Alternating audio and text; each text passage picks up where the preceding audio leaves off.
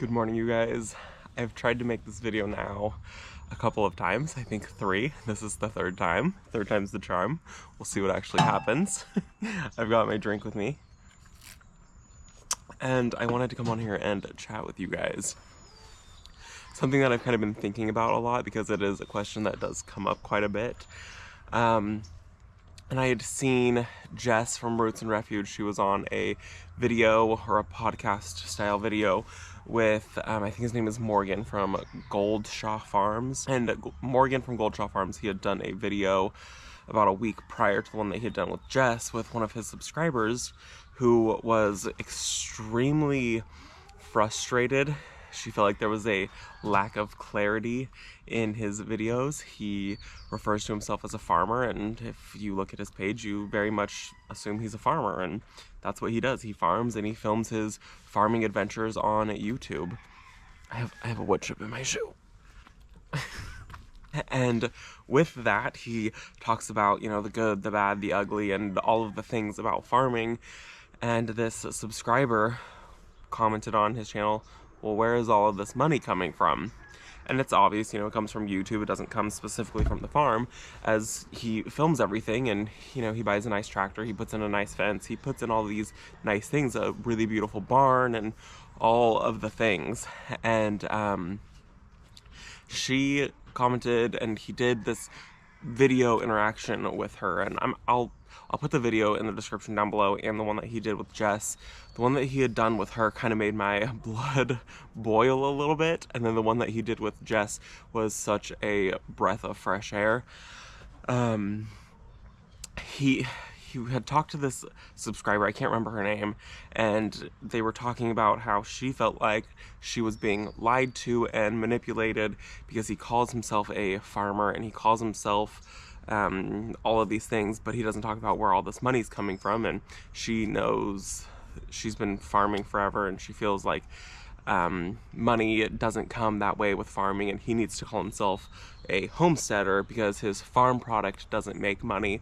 He makes money off of YouTube, and he's not selling his YouTube as a product, so therefore he's not a farmer.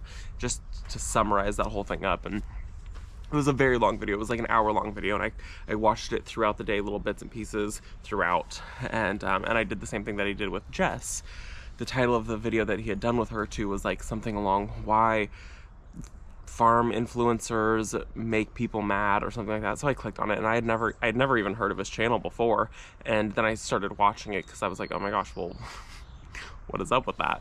And it was a good title. And so I clicked on it, and I just started to feel sick over it. And it was something that I had thought about for a long time, because I see comments of you guys saying that you appreciate me talking about the cost of things and how much things actually cost, because I know a lot of people don't do that. And I know most people are just curious. They're not curious because they want to know how much money you're making or all of these things. It's just general curiosity, and totally understand that. And that's why I try to be as open and transparent with you guys as possible about all of those things.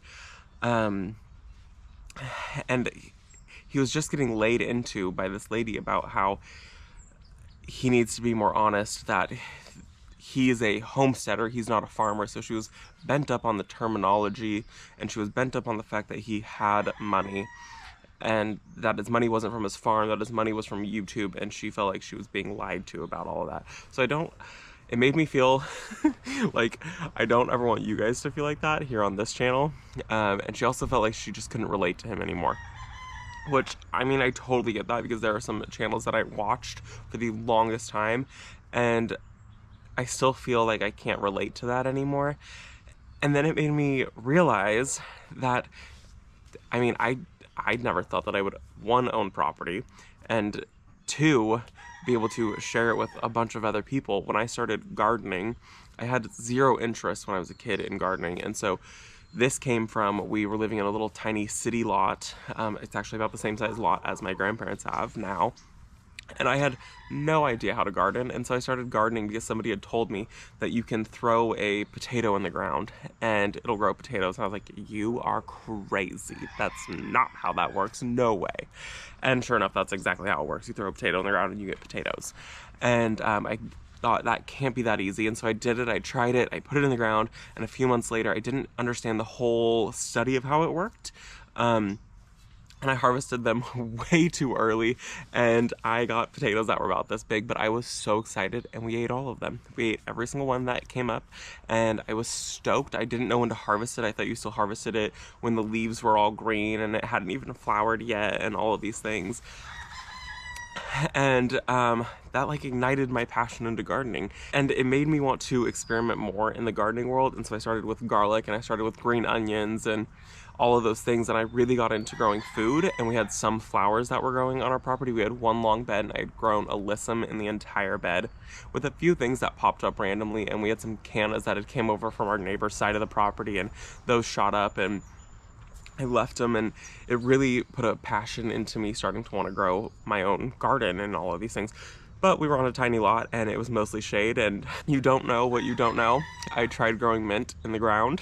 Luckily, it was in like an extreme shaded spot, like how I'm like in deep shade right now. It was like in deep shade all day long, and it died very quickly, luckily, because that would have been such a nightmare. And I tried growing other things. I tried growing, I think it was like asparagus in the shade. I didn't understand the whole sun requirements and all of these things. If I had started my YouTube channel and I was learning and I was trying to do it while learning, and I had gotten the comments that I see a lot of other YouTube channels get when they grow food specifically, I don't think I would be anywhere on any social media at all, because some of those comments are so wicked over the way that people do things wrong, especially in the like food growing community. It just blows my mind. I mean, this is why I transitioned from, I initially started when we bought our property as a full-on, I was going to homestead, I was going to have chickens, I was going to have meat chickens, we were going to grow a ton of food, and I wanted to see about possibly getting a goat for our property, and I wasn't going to do any landscape. It was all going to be homestead, and I was going to homestead on 1/4 of an acre, and that was my goal.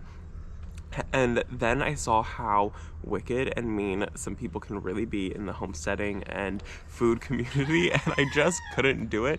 So I switched, and I love landscape gardening, and I love growing all of the beautiful flowers, and the serenity and peace that it brings to me is so much more enjoyable. And then I grow food on a very teeny tiny scale. You know, we've got the 1 bed of garlic and a 1/2 bed of onions and things like that, and I love it and I enjoy it.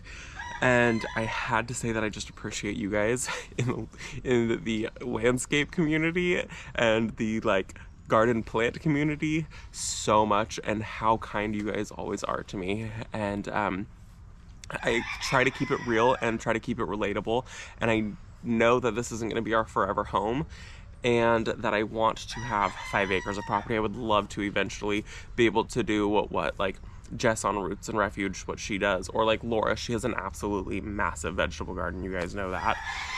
And I would love to be able to grow a ton of our own vegetables. I love doing it, but the criticism that the like homesteading and the garden and the farm community gets is, it's a little rough. So I think if I ever go that route, it would have to be the route that like Laura kind of goes with that, where she mostly focuses on flowers and ornamentals and plants and things like that. And then she does do some vegetable gardening. And it's funny to me because Jess had talked about how some of her videos do not perform well at all. Like some of them, she gets people that constantly ask for cooking videos, and so she ended up starting a new garden channel because the cooking videos that people were asking for do not perform well. Where for me, the vegetable videos that I do, or growing food videos, do not perform well at all. They're like, YouTube rates videos 1 out of 10 from your last 10 videos, and it's this whole thing, and they're always like 9 and 10 anytime. So she was talking about her cooking videos are always 9 and 10, and it's funny because like when I did a cooking video, it was like #1, and then I did a bread video and it was like #1, and anytime we go antique shopping, it's #1, or anything that we do that's also not garden related, even though this is a garden YouTube channel, which I feel has completely started to shift gears and is more like a lifestyle. And you guys hanging out with me, you know, you guys have gotten to meet the neighbors, meet Mason, and you've met my other neighbor Karen, and you guys have met all of these people, and it's not always about garden anymore, which is crazy because when I had started this YouTube channel, I probably would have told you that we would have gone the homestead route and that kind of direction with it, and that pretty quickly changed. It just, it's a breath of fresh air over on this side, and you guys are just so amazing. So I had to come in and say thank you guys for just, you know, hanging out with me and always being so supportive and not criticizing or feeling like you guys have been fooled. That's why I try to keep things real. Even if, you know, we end up moving and we do buy 5 acres, I know that's not the most realistic for, you know, 1 million people or whatever it might be, but that's the way that I would eventually like to go, and I do find this to be a stepping stone, and I hope that this encourages people to remember that a stepping stone is just a stepping stone, and everyone is on different paths. You know, I started literally a windowsill is how I garden. I started gardening in the kitchen on a windowsill with garlic, onions, and all of these things, trying to sprout them, taking cuttings from plants, and I had no clue what I was doing. There wasn't YouTube in the way that there is now to be able to find all of these things. It was all just like trial. I think somebody had bought me flowers and it had something that had started to grow roots, and I was like, what is happening? And it just continued to like spark my interest and like continue to feed me to get to want to learn everything that I could about gardening. And that was my first stepping stone, and that's where I started, was a windowsill. And then I moved to our small city tiny lot of growing plants that way. And then after filling that space up and getting it something crazy, we ended up buying this place, and it was a totally blank slate, and now we've got it somewhere where I enjoy it. And I do feel sometimes a little overwhelmed by it, because I don't want to come off as showy or braggy or any of those things, and so I try to keep things very humble and try to keep things, I live in a very poor mindset. I did not grow up with money. I did not grow up having any of those things, or a landscape or plants or anything like that at all. So I live in a very poor mindset, and the mindset of don't spend money and do it yourself, and build these things and do it as cheap as possible, and I try to share it. That way I have the means to go out and do all of these things, but I don't ever want it to come off as frivolous or whatever it might be, if that makes any sense at all. That's just the way my brain processes. I live in a very don't spend money mindset. I feel like I've started to go off on more of a tangent than this needs to actually be. But long story short, you know, I try to keep it real. I try to talk to you guys about everything. And that lady made me get to thinking about how she felt like she was being fooled, even though I see it. And he does talk about how his main source of income is through YouTube. And you guys know I'm trying to get there, where I am, beginning of the year, going to transition down from another day at work, and I'll be doing more YouTube, even though, I mean, I already do it 6 days a week, but stepping away from work and having YouTube be the primary income and the full-time job. And so to talk about that, you know, I know there's the question of, well, how much money do you make from YouTube, and how are you supporting all of these projects? Because you're spending money, but your property doesn't make money. So where is the income coming from? And I don't want it to ever come off as like a hidden thing. So, you know, it eventually will be YouTube. I probably won't ever address the direct question of how much money do we make, because that's not normally even a question that you would answer when somebody asks you just point blank about your job regardless. But it gets to the point where it can be where I'm not working at a normal job anymore, and Brent's not working, and we're both doing YouTube full-time, and that will be the income, and our source of livelihood is coming from that and producing videos, because these videos take hours and hours and hours to film and make, and they take a lot of money to make too. I mean, I'm talking to a $500 camera right now, and if I use my phone, that's where even is it? I mean, this is a $1,000 phone, and so YouTube takes money. I mean, the microphones that Janie and I both use, I think it's like $300 for the microphone system. And then, you know, you have to have multiples if you have multiple people coming, and it adds up really quick. And then the time that goes into syncing the audio. And so that's how it turns into a full-time job.